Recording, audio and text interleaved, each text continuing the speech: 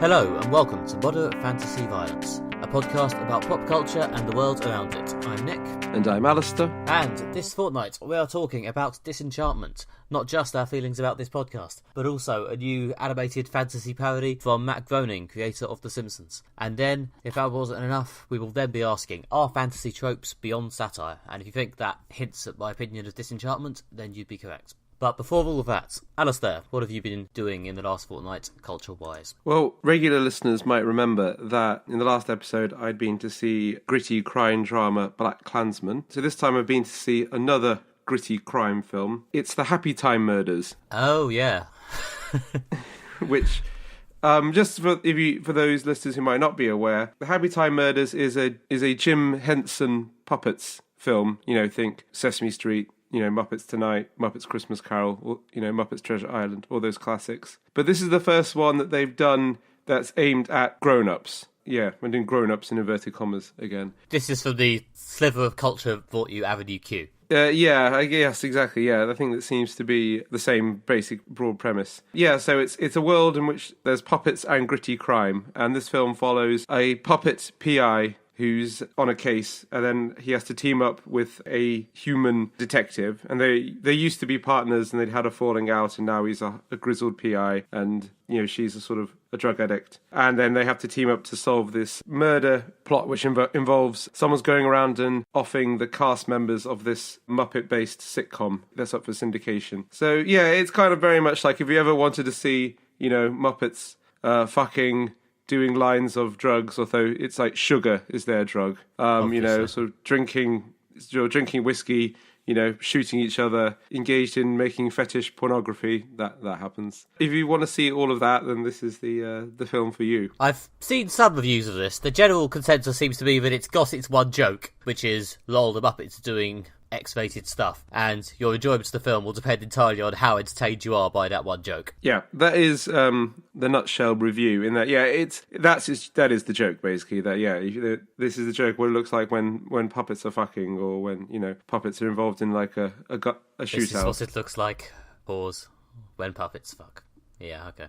Yeah, it is funny. It wasn't kind of like rolling on the floor laughing. I don't see that many straight-up comedies in the cinema. And maybe I'm not the best judge on what kind of the average bar for comedy is, because I generally only go to a comedy film, I think, if it's really, really well received. But I felt that, like, although it was funny, it wasn't kind of like laugh a minute. And as you might surprise you, the crime plot really isn't up to much. It's got a twist that I kind of guessed pretty much like halfway through the film, and the plot doesn't sort of unfolds in a very predictable way. But I suppose maybe that's part of the joke, in that it's supposed to be like every other PI cop team-up film that you've seen. If the answer is quite obvious, it's probably meant to be some form of satire, yeah. Yeah, all that, it's all just the point is that they didn't try to write an original crime film. We might discuss this more in like Disenchantment, when like if you're being so obvious, like that, are you kind of just spoofing, you know, the genre that you're targeting, in that this is a very, very straightforward, predictable crime film. So are they trying to have a commentary on the tropes of crime movies by substituting, you know, smackheads for Muppets? Or are they just being lazy writers and just concentrating on the jokes? I haven't seen it, obviously, but if it is just a straight rendition of the obvious thing, and the joke is very little other than look, it's the obvious thing, then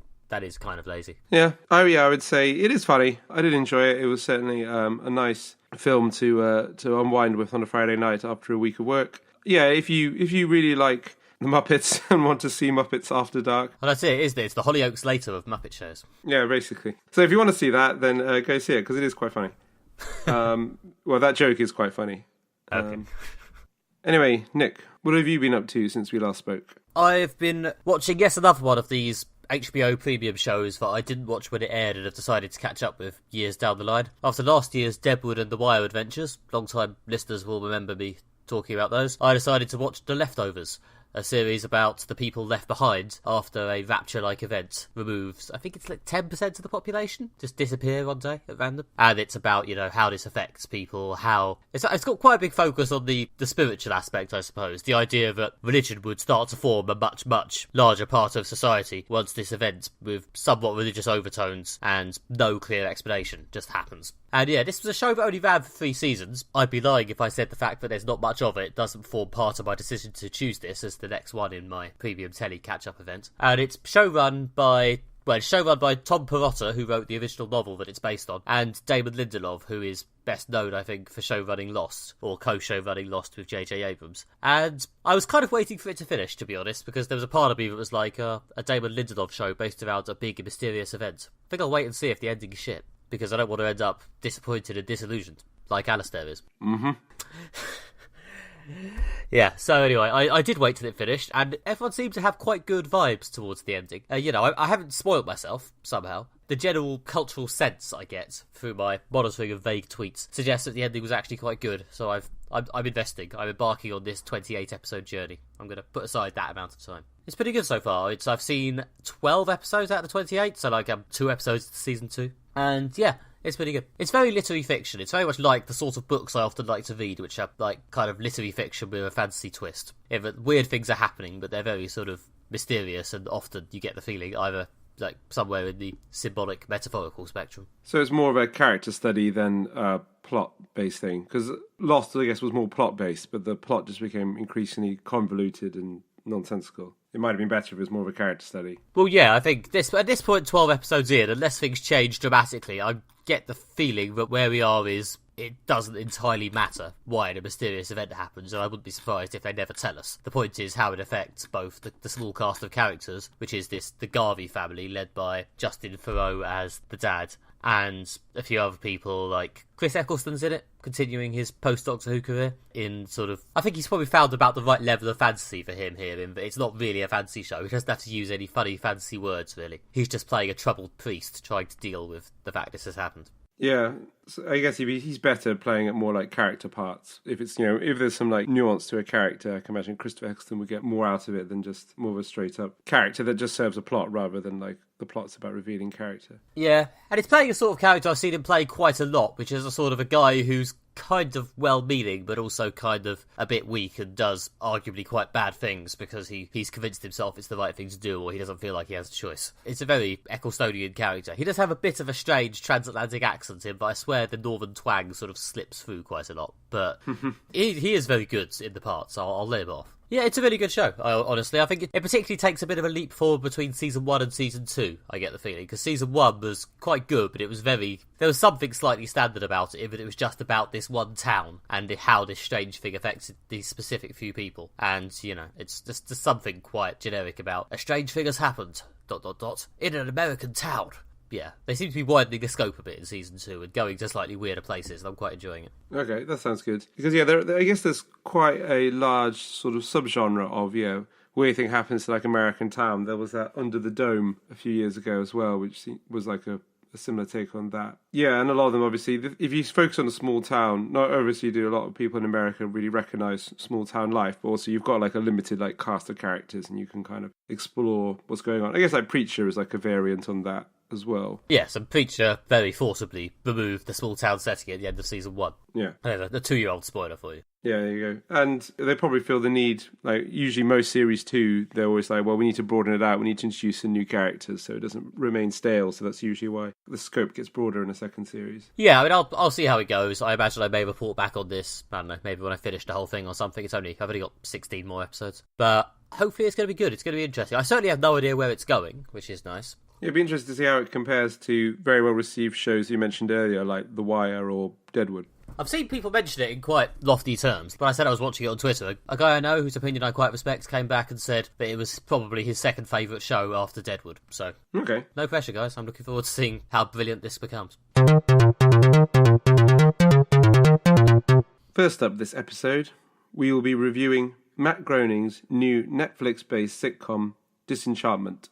This show is set in a medieval fantasy kingdom, complete with elves, dwarves, wizards, noble knights, secret cults, and tyrannical kings. The show follows Bean, the daughter of a king who doesn't want to be a princess, but wants to have adventures instead. She teams up with an elf called Elfo, who's tired of being happy, and a demon that's possessing her by following her around and telling her to do stupid things, which she doesn't need much encouragement to do. We've seen the entire first series of this show. It's all up on Netflix now. Nick, what did you think of it? Well, I spent most of this season thinking, oh god, this is going to be one of the really whiny podcasts, because I didn't like this for quite a lot of its duration, or at least I felt that it seemed a bit half-baked and flat, and like they just shat out a fantasy sitcom, to be honest. But then, happily, in the second half of the season, especially towards the very end, they sort of seemed to drift away from trying to make a sitcom and started doing a sort of relatively serious fantasy arc plot, and I actually found myself quite engaged, which was nice. By the end of the last episode, I was actually quite into it, or at least into it enough to watch the start of season 2. But I'm a little concerned that my investment in it only took place in the 2-part finale, and once the finale has been tackled, they'll just go back to making, again, a slightly rubbish fantasy sitcom, because the bulk of the season, and it was the bulk of the season, I stress, where they're just kind of hanging around this town, as you say, the disaffected princess and her friend the elf and her other friend the demon, having sort of wacky adventures, did kind of leave me a bit cold for the most part. I felt like it was a bit, I don't know, they seem to only have 2 real jokes. Lol, these fantasy tropes are quite silly, which has been done by Disney themselves so many times, but it doesn't really feel that subversive anymore. Or, lol, look at how silly this fantasy trope would be in realistic medieval times, which is the premise of Game of Thrones. They're not parodying Game of Thrones, they're just kind of doing it. Full disclosure, I borrowed the meat of that point from Bob Chipman, a very good critic on YouTube. The thing about Game of Thrones, I borrowed from him, but he is right. That is what was niggling at me. I agree that it had the Netflix mid-season lull, which really isn't good if you're a 10-episode series and each episode is only half an hour, rather than something like Luke Cage when there's like 13-hour-long episodes. I quite like the beginning. So the first episode I thought was really funny. It's possible they put all their best jokes in the first episode. But then again, I'm not a big fan of pilots usually. I find them usually quite sort of... The problem I find with pilots is they're just like, they've got too much setup to do to tell any decent plot or have any decent story. But I actually thought the pilot was quite well paced and had quite a good sort of rhythm of jokes. And then, like I said, I like the ending when they got more into a sort of fantasy plot, and there was like, kind of the last 3 episodes or so where it kind of joined up arc plot. But then in the middle, like, as you say, the middle bit when it's just a sort of, it's very sort of formulaic American sitcom just set in a cartoon medieval fantasy kingdom where they're in the castle in a town, and there's a sort of a comedy set piece of the week. I found those episodes, they just weren't kind of that funny. There's one where like Elfo has to pretend he's got a girlfriend when he blatantly doesn't. And it's just like, yeah, exactly. That sucks, by the way. Yeah, it just wasn't that funny. I felt that it could have had more jokes. I say, like, similar to what I was saying about the Happy Time murders, that I felt that like there could have been like a better, like a more steady like rhythm of jokes. Yeah, there were just too many bits that like the joke either kind of, the jokes weren't bad, quite a lot of them were just flat or just not good enough. They just didn't seem to have like enough like great comedy material for like 10 episodes. This is the sort of thing that probably, had it been like a film, it would have been quite funny. You could have just like put the first and last bit together and you might have got like a quite decent film out of it. But I just think there weren't enough jokes for 10 half-hour episodes, which is not aiming particularly high. It did feel perhaps a bit half-baked, and maybe, I don't know, some Netflix shows do sometimes feel a bit like they've been kind of, I don't know, rushed out of the oven slightly before they're done, I guess, which is literally what half-baked means, so I basically just said the same thing twice.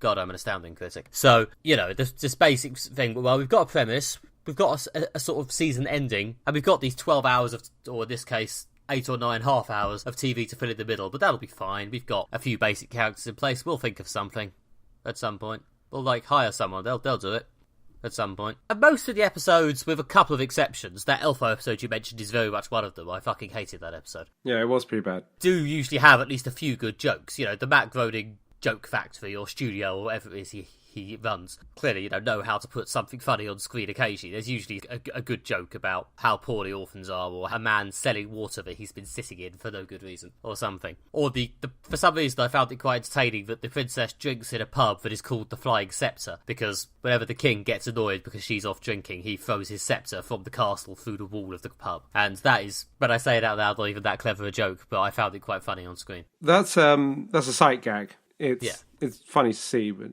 yeah, Matt Groening. All the funny drains out of it when a man explains it on a podcast. Yes.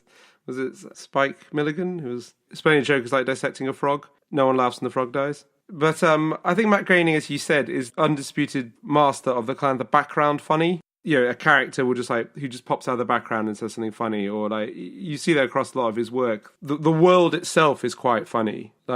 Dreamland itself is quite is a very silly place. So any kind of character they stumble across as a little joke, and it's kind of the same with New York in Futurama. Again, is quite a silly place, and backgrounds, and Springfield again in The Simpsons. They're great kind of comedy settings, and the kind of characters that make up the backdrop are very funny. But this one, I think, just kind of like didn't have a kind of like winning core cast of comedy characters, which is what makes both Simpsons and the Futurama very good, is they have some like great comedy characters at the core.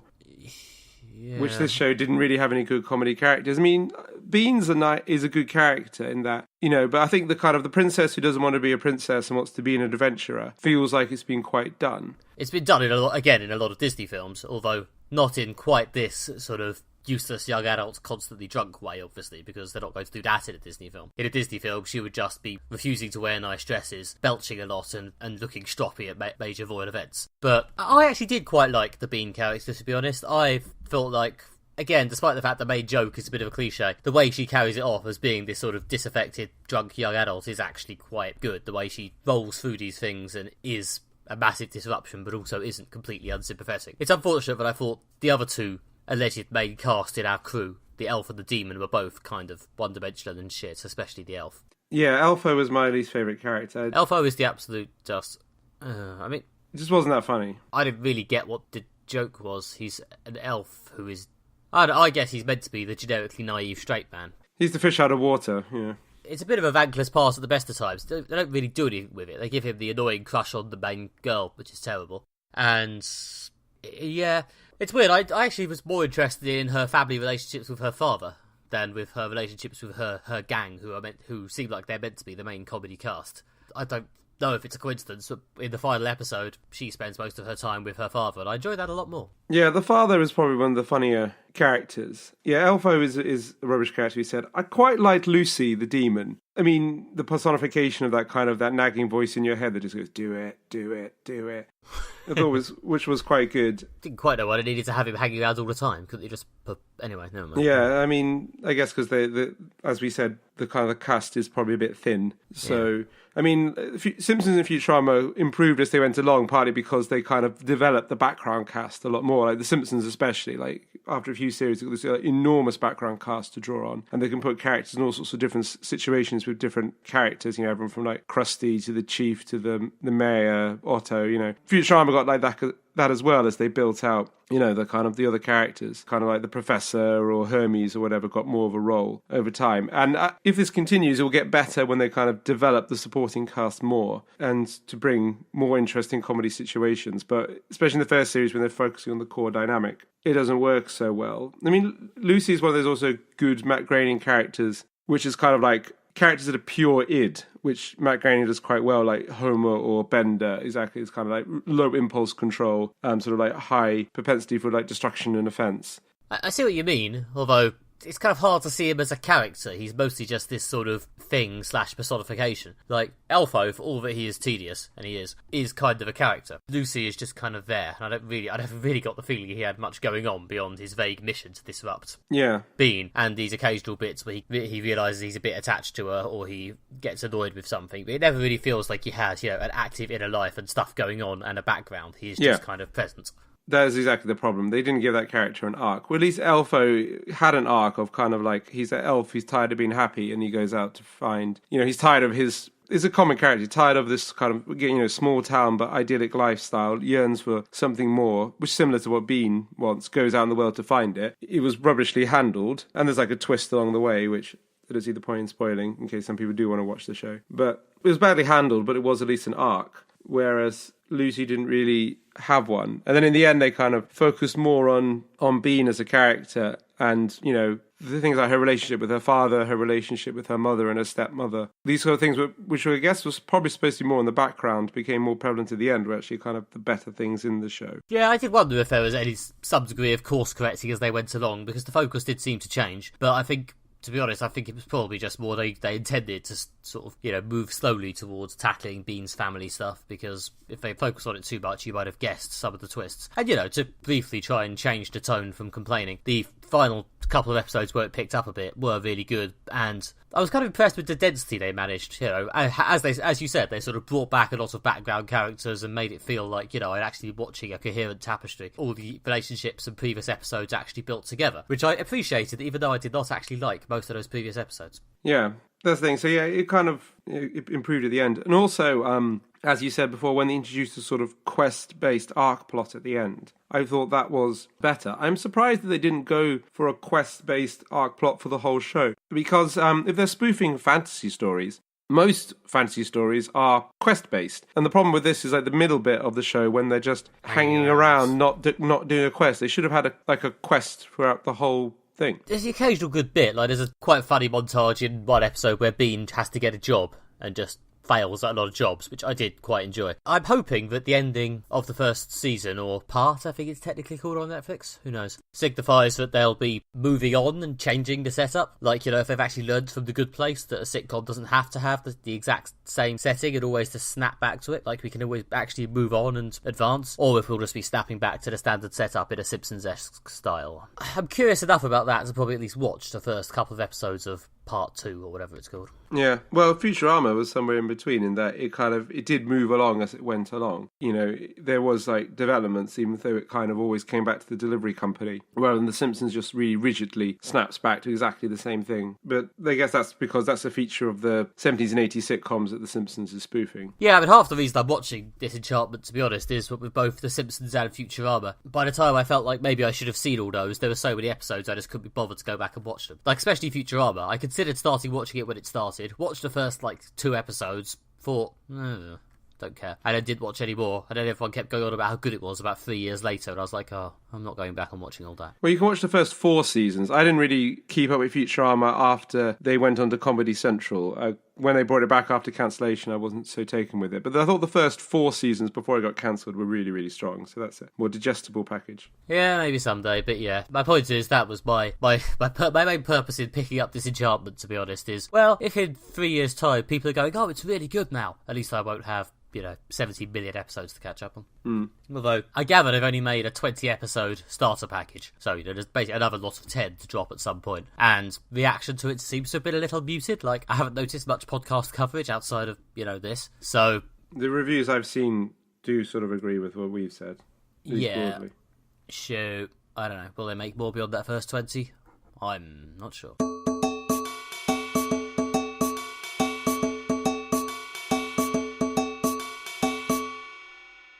Next, we will be discussing are fantasy tropes beyond satire. Disenchantment relies a lot on spoofing fantasy tropes. Most of the jokes are based around one fantasy trope or another, but as Nick has said in the review section, a lot of these have been satirised before. So, is there a way to satirise fantasy tropes, or should the straight-up fantasy satire be retired? Nick, any thoughts? I mean, I don't know whether the fact that fantasy tropes are getting a bit beyond satire is a function of the fact that we've possibly running out of different takes on, this kind of generic medieval fantasy as a whole. But yeah, it seems very hard to make the straight-up fantasy trope of, lol, it's a very, very straight fantasy land, except the princess isn't sweet, the king isn't wise, the knights are a bit stupid. I mean, there's been a degree of this sort of self-satirising in, as I sort of hinted earlier, actual Disney films. Enchanted is an entire film of nothing but that. And don't get me wrong, Enchanted is pretty good. I find Enchanted quite sweet. It does quite a good job of gently ribbing Disney without becoming just punishingly smug. But even Once Upon a Time does self-aware jokes about this. As you may have seen recently on the internet, there's an endlessly retweeted sequence from Wreck-It Ralph 2 of all the Disney princesses meeting each other and exchanging self-aware quips about the fantasy tropes that have been nailed onto them. So, as with all these questions we do, I'm sure they're not beyond satire for the right, brilliant, incisive satirist, but I do feel like we may have reached a stage where just pointing at them and going, look, this is a bit silly, isn't it? Or, look, some of these things are the same. Or, look, we've done it but made it slightly sordid or crap. Might be time to take that out to the barn and feed it to the pigs, lads. Sorry. Pig voiced by Matt Berry. Ideally. Yeah, one thing I felt about Disenchantment is that it really relies very heavily on fantasy tropes. Like, every character is, in some way like a fantasy trope or another. There's a wizard, there's a knight, there's like a prince who wants to marry a princess, there's a magical elf, and there's not a lot of doing anything kind of original with fantasy. Like I say, this like the first thing that comes to mind if you think of like fantasy worlds, like as opposed to like urban fantasy, the first thing people think is like, oh yeah, it's like medieval, isn't it, with like knights and kings and that. It is very much kind of like the most obvious fantasy you can think of. They do like some jokes, as you said, like kind of based on the like, oh, so how would this actually work? The one when Bean tries to get a job is full of a lot of jokes about like how the squalid medieval life was. But this show, it never really like does anything like interesting really with the fantasy tropes other than kind of pointing and laughing at them, which I do think has been done, like you say, by Disney itself in various different ways, or by like Game of Thrones is kind of a take on the fantasy trope, which is the more of the kind of serious, okay, so how would this actual work? You know, what would be the political fallouts of like resurrecting a spirit to like murder the king or an heir to the throne? Yeah, but that's not satire, obviously. Game of Thrones is straight high fantasy, but it's subversive to the tropes to the extent that it's no longer that subversive to do exactly the same thing again. Yeah, and I think kind of the best example of kind of subversion of fantasy tropes is Terry Pratchett's Discworld novels. Oh, yes, Yeah. yes. Good shout. But what's interesting with the Discworld novels is that they start out very much as sort of like spoofing tropes. Like, you know, the first one, Rincewynd's a wizard, but he's not wise or clever or brave or anything like that. He's just a bit of a useless idiot. And there's kind of the witches novels are kind of subverting, you know, the figure of the witch from everything from like, you know, sort of Macbeth to Brothers Grimm's fairy tales. And there's Guards, which spoofs the kind of people on the quest to slay a dragon. But over time, Discworld kind of evolved actually to, rather than directly spoofing fantasy tropes, to spoofing things in our world with like a fantasy take on them, which actually kind of was better and more interesting. Like the later ones when it's like, okay, so how does Post work in Discworld? Like they don't have like our system, but like, you know, how does the bank work? How does steam trains work? How do like sports work? You know, things we recognize from our world, but kind of like with fantasy twists on them. And that's a kind of satirizing our world through the lens of fantasy is kind of funnier than kind of picking up and it's like, oh, you know, that stuff that people have been writing since the 60s? Well, why don't we just kind of like point out how silly it is? Maybe Disenchanted will get to that point as well, but like I say, if it's on that journey, well, you can just go back and read Discworld novels. They're pretty good.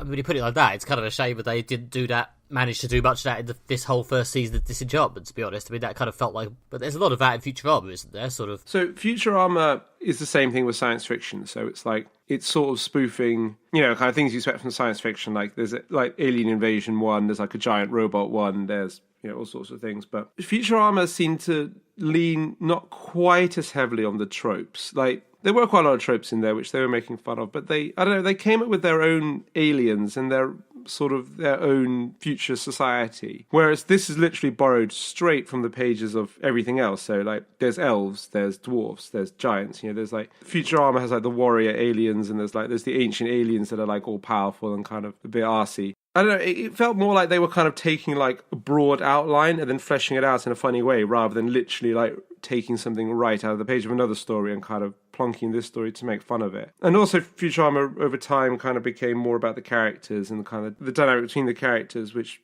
that may happen to Disenchanted. But I did feel that Futurama leaned less on the tropes and maybe more on having funny characters. It's possibly just the weakness of the characters, which we've already discussed at length, leads me to peer more at the world building and think, oh, actually this isn't that good, is it? Or this isn't that interesting. And maybe if one was better, the other wouldn't be as big a problem. I mean, it's possible that I've just spent too long on the internet and pretty much any degree of, you know, wry commentary on existing tropes just elicits an eye roll from me at this point. Like, you know, even Game of Thrones was not the first time I've heard the take of, oh, it must be really shit to be a peasant in a fantasy medieval story, or what if the queen was actually a real lazy person, or the princess, or whatever. Or, you know, to drag it back to superheroes for a minute, apologies to Tom, who commented on Facebook to say that it was good that last episode didn't mention superheroes. I swear this will be relatively brisk. You know, the amount of times I've heard the approximate take on Batman of, lol, if Bruce Wayne cares this much about improving Gotham, why doesn't he start a charitable foundation instead of dressing as a bat? That specific joke, different phrasings, or different cartoons where that is the joke. You know, Alfred, I've decided to improve Gotham. How, Master Bruce? Will you be starting a charity? No, Alfred, I shall be dressing as a bat and punching individual criminals. And, you know, I have heard that take so many times that... It was even referenced in the recent Justice League film via that, what's your superpower? I'm rich joke. And that was not even a particularly analytical or deconstructive film. Yeah, it's a very obvious, overused bit of satire/analysis, and I'm kind of sick of it. Does that mean it's bad, or does that mean I spend too long reading deconstructions and analysis of culture? I don't know. In a similar way, it does mean that I just find to the extent that Disenchantment has a take on fantasy, I find it quite boring and played out. And yeah, as I am clearly saying, there's an extent to which it could be me rather than them, but still, thanks partly to the joy of the internet, we have reached a point where, as well as individual tropes being overused, certain very obvious takes on them also get quite badly overused quite quickly. I mean, that's kind of the internet stock and trade. You're subverting the tropes of kind of like mainstream fiction. Well, yeah, now that there's basically millions of people reading fiction, looking for like things that are becoming a bit cliche or things that are becoming a bit obvious or things that anything has in common with anything else, so that they can point it out for retweets. It's quite easy for those sort of observations to become quite tired quite quickly. Yeah, the degree to which they exist has kind of deflated their value. It's an inflation problem. There's too many, so they're not worth anything anymore. Yeah, I mean, over in British culture, I do get the feeling most of our listeners are British, so this probably won't be too hard to explain. You know, we have a lot of panel games, which basically consist entirely of a group of comedians taking turns making wisecracks about the news. I used to sort of enjoy those. I can't really watch them anymore, because I spend at least an hour or so most days reading Twitter, and Twitter is basically just that, forever. And in real time. Whereas yeah. Why would I wait till Thursday night to watch Mock the Week, make fun of something that happened on Tuesday, when if an MP does something at like 11 o'clock on Tuesday morning, Twitter has basically satirised it to death by about 11:03. Correct, yes. I've heard all the obvious and less obvious, and even good, wisecracks about a given topical thing by about half an hour after it happens. And considering that Disenchantment is satirising fantasy tropes, which, as you say, have been in play for about 100 years? I mean, I don't know exactly when Tolkien wrote Lord of the Rings off the top of my head. A fair long old time. It was the 40s, wasn't it? Yeah, it's not that surprising perhaps, but by doing nothing other than going lol fantasy tropes, Disenchantment falls quite heavily into that trap of, oh, sure. And, you know, there's an extent to which people who spend less time reading pop culture analysis than me might find something to laugh at in Disenchantment. I, in particular, just as a jaded old critic, found the general level of the humour particularly tiresome. You've just hit on something I was thinking about the show, which is the question about Disenchantment, sort of, this does relate to the tropes as well, which is like, who is this show for? Or something that I was worrying about. Now, obviously, Simpsons has found huge mainstream success. And so did Futurama to a lesser degree. So maybe it is just kind of pitched at the mainstream. But maybe there's an element that this show is not aimed at people who've got a detailed knowledge of how fantasy tropes have already been satirised. The fantasy that I like to read, and I do like to read a lot of sort of science fiction and fantasy novels, visit my blog for my hot takes. Got to get the plug in there. But yeah, so like a lot of the fantasy novels I read, like even though they like might be set in like a magical other world, that's nothing like our world, but they don't tend to have dwarfs or elves or magical knights. You know, the fantasy like novel industry is kind of at the point, or novel writers are, it's like, well, if it's a fantasy and anything can be in it, why do we have to have dragons and elves? I'll just make something new, like, you know, the Broken Earth series when they've got kind of living stone statues or something like that. Or, you know, why not create like any kind of new type of kind of fantastical creature rather than just relying on these tropes. And when I kind of see a novel, or especially like a TV show or a film that's kind of, oh, we've got dwarfs and we've got elves and we've got orcs, you know, kind of see also the World of Warcraft film that came out a couple of years ago. I kind of feel like, hasn't this just been done? Hasn't most sort of fantasy writers and fantasy fans reached the point when what's great about this genre is the ability to make your imagination run wild? So why take something that's already been imagined, come up with something? Why are Amazon making another big budget adaptation of Lord of the Rings? Or yeah, exactly. Like we've seen this before. Why not use the freedom that fantasy gives you to create like really interesting new things? But maybe that's because that's kind of what the relatively small community of fantasy readers and, you know, authors, or especially people like me who follow, I don't know, the well-received, critically lauded, I guess, the sort of literary side of fantasy read. Whereas the mainstream probably isn't interested in reading about a creature like a stone eater or some really original, fantastical creation. Maybe they just are more interested in seeing fantasy trope satire. They aren't maybe as sick of them as people who are more fans of the fantasy genre like myself are. They've not seen this kind of jokes before. I think there's definitely an extent to which that's true, yeah. Although I also think that they make these things with, you know, one eye on the belief that there's a hardcore fantasy fandom who will turn out for fantasy stuff. And I think surely at some point they will hit the problem that a lot of them are just bored of the same fantasy things being regurgitated. I mean, I might be wrong, but I follow a lot of people in the fantasy geek / fandom crowd, and I have seen, to the extent that I've seen any reaction to Disenchantment, it's been a bit of a shrug or an eye roll, to be honest. Yeah. The general sense seems to be that it just doesn't look like they're doing anything interesting, which, having seen the whole season, I can confirm that they mostly aren't. Yeah, they're not doing anything that, like, as we said, Discworld hasn't done before. But maybe, like, say, maybe there is an appetite for this amongst the more mainstream audience, but then again, that comes back to the point that it should be funnier if it wants to have mainstream I'm not success. convinced that the actual characters and jokes are funny enough to sustain it, even if you do find an audience who, you know, are at the point where they know the fantasy tropes but haven't read 4 million years of internet analysis and therefore are still open to a bit of gentle ribbing about them. I'm not sure the show's actually good enough for the most part to even sustain then, but without any of that group on hand to survey, it's hard to tell. Maybe it's similar to like the Big Bang Theory, which most people I know who are serious geeks, myself and yourself included, either don't like the Big Bang Theory or quickly liked it at first and quickly stopped liking it. But it's clearly found enormous mainstream success. I mean, its last series is coming out, and then finally the beast will be slayed. But don't worry, folks, you can still watch Young Sheldon. Oh, God. Literally, who wants that? Like, no one. We have literally done this before, but Yeah, yes, I know. It's a callback to a previous episode. Yes, the technical term for repeating yourself. Yeah, but anyway, yeah, so like geek culture has kind of shrugged off the Big Bang Theory, or even done the kind of we're too cool to hang around with this lame show sort of thing, whereas like, it's clearly found huge mainstream success. So maybe they're kind of, that's what they're aiming at, sort of like, did you like how Big Bang Theory spoofed superheroes sort of a bit, or at least people who like superheroes? Well, we can do that with fantasy in Disenchantment, and fair play to them if they get mainstream success. It's not an easy thing to do, but like I say, someone who kind of really enjoys, say, the writing of N.K. Jemisin, shout out to her for a third Hugo Award win. Very impressive stuff. Some great novels. That's doing really interesting original things with the fantasy genre. Or even like Terry Pratchett, who found interesting ways to satirize fantasy tropes. Not even just Disenchantment. This whole kind of thing of kind of making fun of like elves and wizards and orcs just seems just a bit too cliched and probably should be retired. I've greatly enjoyed this session of both of us agreeing with me. Let's do it more. Okay, and that's the end of this episode of Modern Fantasy Violence. Thank you for listening. If you want still more from us, you can go to modernfantasyviolence.com and listen to some old episodes. We used to do deleted scenes to some of those. There's the occasional essay. It's all deeply purple. And if you want to encourage us to keep going and fight back that disenchantment, you can go to iTunes and leave a nice review, 5 stars or more if possible. Thank you. You can also follow us on Twitter, where we are at MFV Podcast. You can also find us on Facebook by searching for Moderate Fantasy Violence, and you'll see our lovely purple logo, and you can follow us there. I've been Alastair Ball. You can follow me on Twitter at AlastairJRBall, and you can find more of my writing at redtrainblog.com.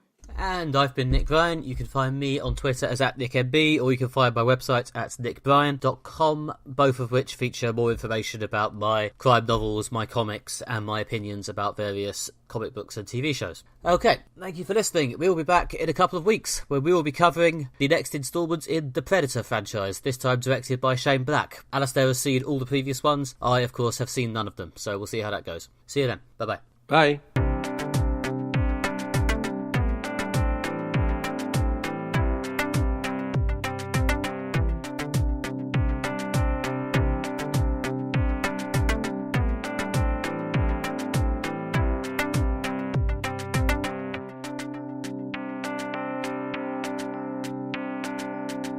I assume you've seen at least a couple of Predator films then. I've seen the Predator films. Have you seen Predators? Yes, I did. Was it good? It's okay. Have you seen Alien v Predator and Alien v Predator 2? Yes, I have seen those as well. Are they good? No.